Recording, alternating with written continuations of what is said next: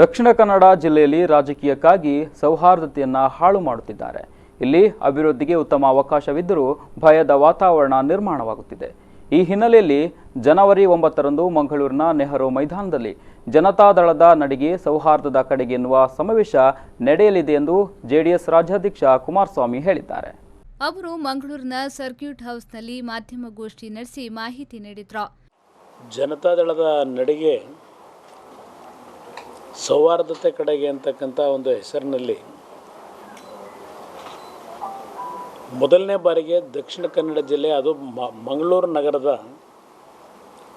ನೆಹರು ಮೈದಾನದಲ್ಲಿ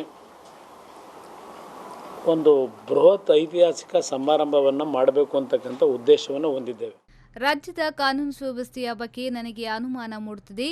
ಸರಣಿ ಹತ್ಯೆಗಳು ನಡೆದಾಗ ನಿಷೇಧಾಜ್ಞೆ ಜಾರಿ ಮಾಡುತ್ತಾರೆ. ಇದರಿಂದ ಬಡ ಕುಟುಂಬಗಳ ಪರಿಸ್ಥಿತಿ ಸಂಕಷ್ಟದಾಯವಾಗುತ್ತದೆ.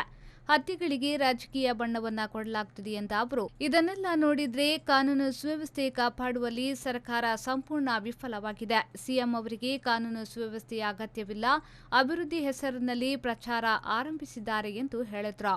ಇಲ್ಲಿ ಅಭಿವೃದ್ಧಿಗಿಂತ ಹೆಚ್ಚಾಗಿ